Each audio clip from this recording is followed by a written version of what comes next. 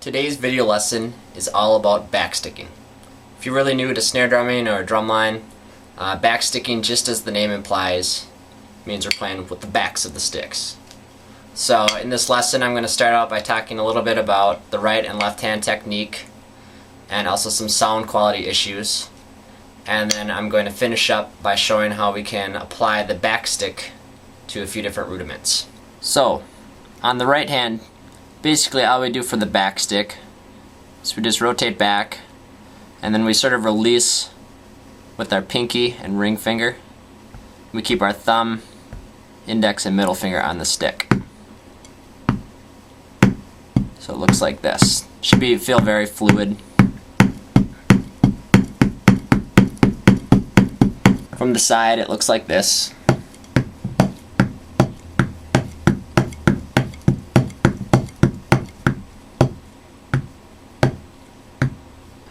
The left hand, basically, our hand almost stays in the same position. We keep the fulcrum and everything intact. What we're going to do with these fingers is just let those come in towards the hand, and then as we rotate, you'll just be playing the drum like this. And I'm kind of squeezing with these two fingers, almost like I'm going to play match grip. That helps get the stick around and play the note. Now some people, they want to go straight over so that your stick always remains in the same plane. And that looks nice and everything, but when you get it going really fast, you're going to have to move your stick a lot farther so that you don't catch on the rim. It's easier on a pad. On a drum you actually have a rim that sticks up. So what I tend to do is I cheat a little bit, and it'll actually come in towards me just slightly. That way you don't have to do so much up and down. You can get a lot more speed this way. And from the front, you can't really tell the difference if you're going straight over or if you're cheating a little bit. As far as sound quality concerns, our goal is really to make our backsticks sound the same as the regular strokes. And one of the most important things you can concentrate on is the position of your backstick on the drum head. You should be shooting for the center of the drum, just as you should be shooting for the center of the drum when you're playing regular strokes. If you hit the center of the drum, it's going to create very consistent quality of sound, and it should match fairly closely to the regular strokes. Secondly, you really want to make sure that you're applying about the same velocity of stroke when you play the backsticks, so you can get consistent sound quality. The first rudiment we'll look at with backsticking is the herta. There are a couple different ways you can do the backsticking.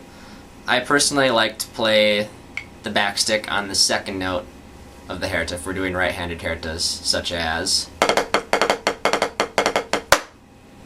So really slowly with the backstick, it would sound like so.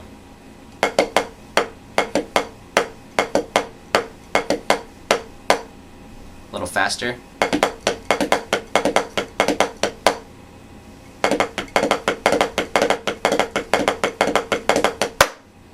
Now one thing you notice that I do with my left arm, and this is what really slows a lot of people down when they're trying to learn these fast backsticking passages, is they try to go from here to the backsticking position and all the way back to this regular playing position.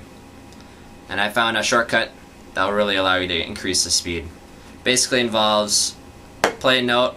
When you come out here for your initial backstick, you're going to keep your elbow out away from your body. And you see this part of my arm is pretty much stationary. This part, a little bit of motion. But you see I'm saving a lot of energy. I'm not doing this thing.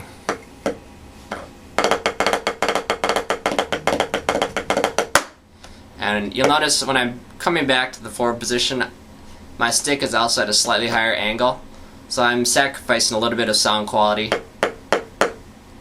You're not going to get the same quality of sound playing from up here, but it's kind of what you have to do for this higher tempo situations. We can also do A similar thing with the left hand. Sorry, right hand.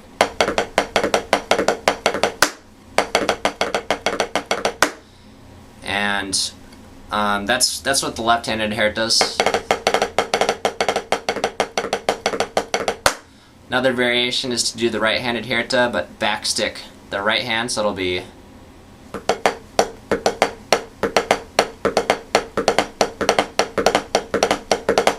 And that's a little more challenging. We actually have to do sort of like a double. So you have to get from this position to this position very quickly. And we can combine the two if you're really adventurous.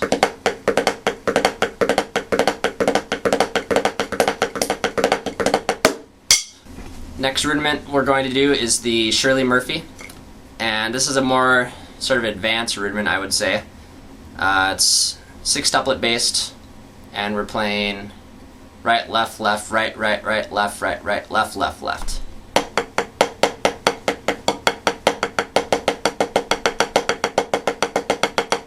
And we're going to be backsticking the single note, so the first note of each Shirley Murphy.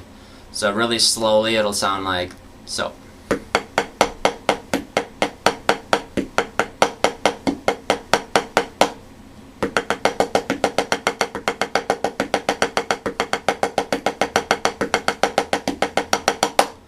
One of the things that makes backsticking this rudiment difficult is that on the left hand you're going from a backstick directly into a triple stroke.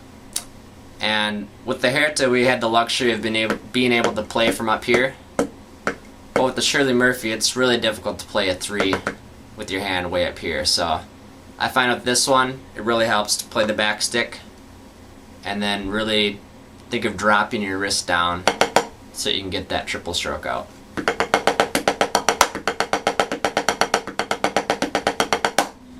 And if you toss some more 3s in there, you can sort of make a nice little musical passage.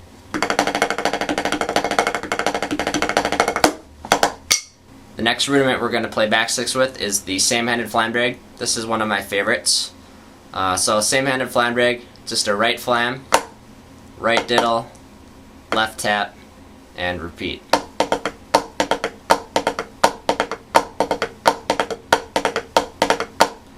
And we're going to start with just backsticking the left hand. So the backstick is basically on the grace note of the flam.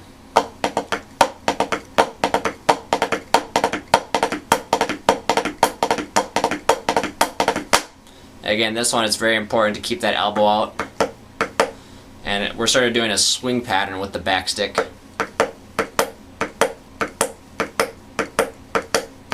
So in this case, we're really squeezing with these 2 fingers to get that stick around.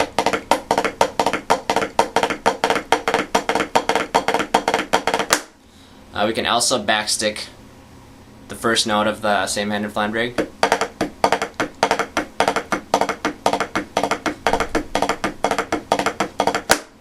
And then if we add in the left hand, it looks pretty crazy.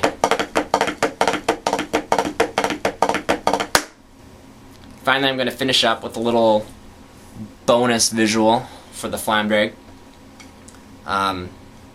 These I would just consider regular backsticking. There's also another trick, which I think is fairly well known if you've been around drum corps for a while.